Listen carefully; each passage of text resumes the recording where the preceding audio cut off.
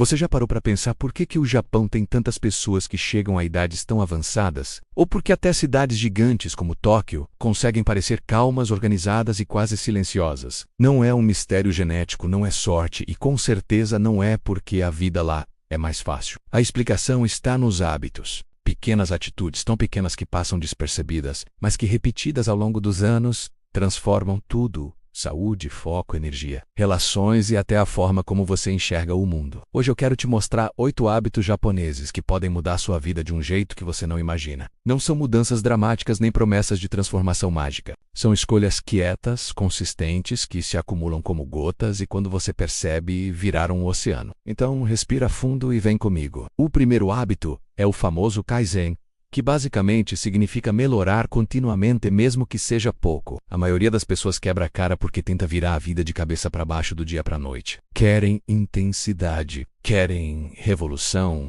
só que o cérebro não funciona bem assim. Ele gosta do que é familiar, do que não ameaça, do que parece fácil de repetir. No Kaizen, você começa tão pequeno que sua mente nem entende aquilo como esforço. Um ajuste minúsculo, um movimento um pouco mais eficiente, um único passo dado na direção certa. Parece idiota, eu sei, mas é justamente isso que faz funcionar. Quando a Toyota adotou o Kaizen, ela não buscava milagres. Ela buscava microcorreções diárias. E essas pequenas melhorias somadas criaram resultados gigantescos. É assim com empresas, é assim com você. Cada pequena vitória libera uma dose de dopamina no seu cérebro e essa química simples faz você querer repetir aquilo. Por isso, um único exercício, uma única página lida, um único espaço organizado podem parecer irrelevantes, mas vão te empurrando para frente sem você perceber. Você começa a pensar: talvez eu seja mesmo alguém que aparece, alguém que melhora, alguém que avança. E quando sua identidade muda, o comportamento muda também. O segundo hábito é o Ikigai, que é como perguntar qual é o motivo que faz você se levantar da cama todas as manhãs, e não precisa ser um motivo enorme, não precisa ser um sonho épico. No Japão, principalmente em Okinawa, muita gente vive muito tempo não porque não tem problemas, mas porque tem direção, e ter direção organiza até o caos. Seu Ikigai pode ser algo simples: ensinar algo a alguém, cuidar de uma plantinha, criar algo com as mãos, ajudar um vizinho, contribuir com a família. Propósito não precisa ser barulhento. Muitas vezes, ele é silencioso. A psicologia mostra que quando você sabe por que está fazendo algo, os problemas parecem menores. O estresse dói menos. Sua energia dura mais. Você fica mais resiliente, quase sem perceber. O Japão resume isso em 4 perguntas clássicas. O que você ama? O que você sabe fazer? O que o mundo precisa? E o que pode te gerar sustento. Mas você não precisa de uma resposta perfeita, só de uma direção. E então vem o terceiro hábito, Hara Hachibu, a prática de comer, até sentir apenas cerca de 80% da saciedade. Parece simples, mas é poderoso. O cérebro demora para registrar que você está satisfeito. Ou seja, se você só para quando está cheio, você já passou do ponto. O Hara Hachibu é um treinamento de presença. Você mastiga mais devagar, você respira entre as garfadas, você presta atenção no sabor. E você para antes daquela sensação de nossa, exagerei. Não é dieta, é consciência. E consciência muda comportamento de um jeito que força nenhuma dieta consegue. Mas hoje a maioria das pessoas come com o olho grudado no celular, vendo vídeos, trabalhando, distraídas. Resultado, comem mais do que precisam. O Japão faz o contrário. Cria um pequeno espaço entre cada mordida. E esse intervalo reduz exagero sem esforço. O quarto hábito é o Shinrin-yoku, que se traduz literalmente como banho de floresta. É um ritual de descompressão. Não é corrida, não é trilha acelerada, não é bater meta de passos. É caminhar devagar, sentir o cheiro das folhas, ouvir o vento, olhar para cima. É deixar o corpo desacelerar junto com o ambiente. Estudos mostram que, quando você está perto de árvores, seu corpo muda. O cortisol cai. A frequência cardíaca diminui. O sistema nervoso entra em modo de descanso. E até o sistema imunológico recebe um empurrãozinho graças aos compostos liberados pelas plantas. A verdade é que você não precisa de uma floresta gigante. Um parque resolve. Uma praça resolve. Até ficar parado sob uma árvore já ajuda. O importante é, sem celular, sem fones, sem pressa. O Shinrin-yoku é quase um botão de reset para a mente. Tira a exaustão que você nem percebe que está carregando. Aumenta a criatividade. E te lembra como a calma deveria se sentir. O quinto hábito é o wabi-sabi, a arte de enxergar beleza nas imperfeições. E aqui é onde muita gente respira aliviada. Porque o mundo moderno virou uma competição silenciosa. Aparência, conquistas, vida perfeita no feed, tudo vira comparação. E comparação vira sofrimento. O wabi-sabi quebra essa lógica. Ele te faz olhar para um objeto desgastado e enxergar a história, para uma marca na madeira e enxergar vida, para os seus próprios defeitos e reconhecer aprendizado, para suas cicatrizes e lembrar que elas contam algo, e não que elas te diminuem. Isso acalma o crítico interno, reduz a ansiedade e te coloca no presente. Te lembra que perfeição é uma ilusão cruel. O objetivo não é parar de evoluir, é parar de sofrer tentando ser impecável. O sexto hábito é o Gama, que muita gente traduz como suportar com dignidade, mas que no fundo é sobre manter o autocontrole.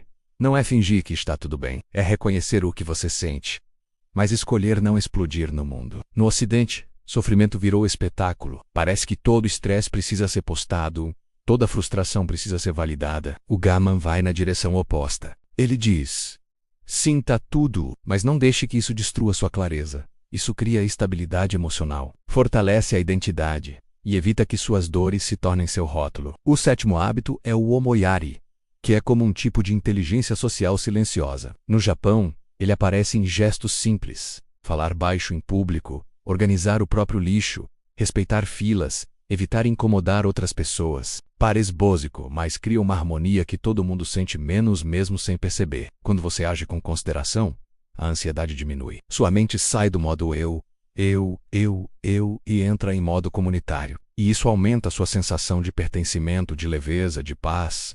O Omoyari não é sobre tentar agradar a todo mundo. É sobre entender que seus atos têm impacto, que existe um efeito ondulante, e que a soma das pequenas gentilezas deixa o mundo mais respirável. E aí chegamos ao oitavo hábito: Kintsugi, a arte de reparar cerâmicas quebradas usando ouro. O que seria defeito vira destaque.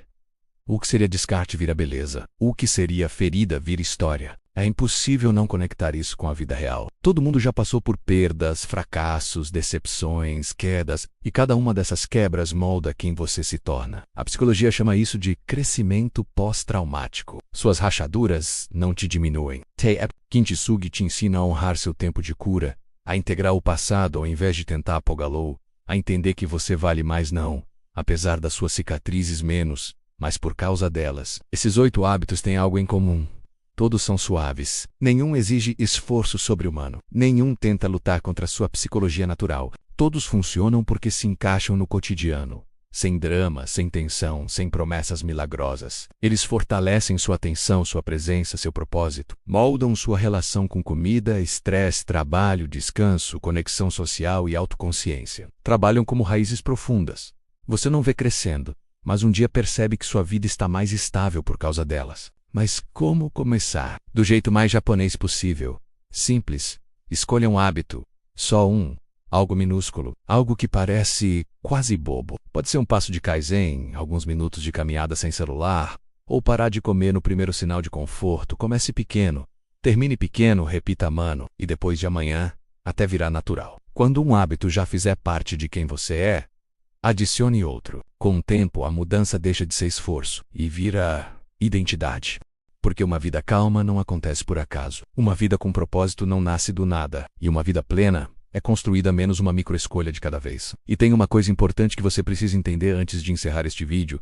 A maioria das transformações reais não começa com motivação. Começa com consciência. Motivação é barulhenta, intensa, impulsiva. E desaprest, rápido, consciência é silenciosa, mas constante. É ela que faz você perceber que talvez sua vida precise de mais calma, mais propósito, mais cuidado, mais intenção. Os japoneses entendem isso tão bem que boa parte da cultura deles é construída em torno do menos. Menos pressa, menos exagero, menos competição. E quando você reduz o ruído, você finalmente consegue ouvir o que importa. A sua própria vida, pedindo espaço para respirar. Esses 8 hábitos, eles não são uma receita mágica, mas são uma lente. Uma forma de olhar para si mesmo sem tanto peso. Uma forma de viver que respeita seus limites, mas não te impede de crescer. Uma forma de existir no mundo sem estar sempre correndo, sempre tentando provar algo, sempre tentando acompanhar alguém que nem deveria ser sua referência. E eu quero te contar um segredo. Você não precisa se tornar outra pessoa. Não precisa virar um monge zen. Não precisa mudar de país, de rotina ou de personalidade.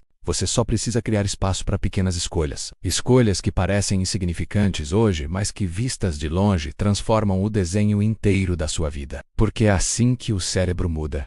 É assim que o coração cura. É assim que a mente encontra descanso. E quanto mais você repete esses microgestos, mais eles deixam de ser esforço e se tornam quem você é. Você passa a viver com mais presença, a enxergar beleza onde antes só via falha, a respeitar seus próprios processos, a caminhar com menos ruído e mais intenção. E talvez, sem perceber, você se torne uma daquelas pessoas que os outros olham e pensam: como é que ele consegue ser tão tranquilo? Como consegue viver tão bem? A resposta: você não mudou tudo. Você só começou pequeno e nunca mais parou. Agora me conta, qual desses hábitos você quer começar amanhã? Kazen Ikigai. Ou talvez algo ainda mais simples, como comer com mais consciência ou caminhar por 5 minutinhos sem celular? Escreve aí nos comentários. E se esse vídeo tocou alguma coisa em você, se te fez repensar sua rotina, seu ritmo ou sua visão de vida, considere se inscrever no canal. Isso ajuda demais a entregar conteúdos que realmente mudam a forma como a gente vive e pensa. Respira fundo, vai no seu ritmo e lembra, a vida que você quer começa nas pequenas escolhas que ninguém vê. Ninguém se transforma porque assistiu um vídeo, leu um livro ou fez uma promessa para si mesmo na madrugada. A verdadeira mudança nasce no silêncio, nos detalhes, nos gestos quase invisíveis.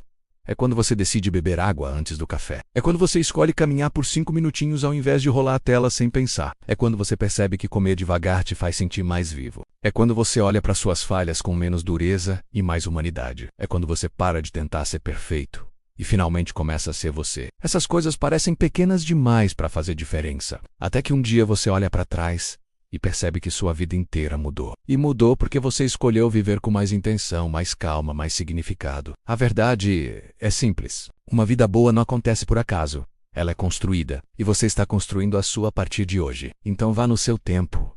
Vá no seu ritmo, vá do seu jeito. Mas vá.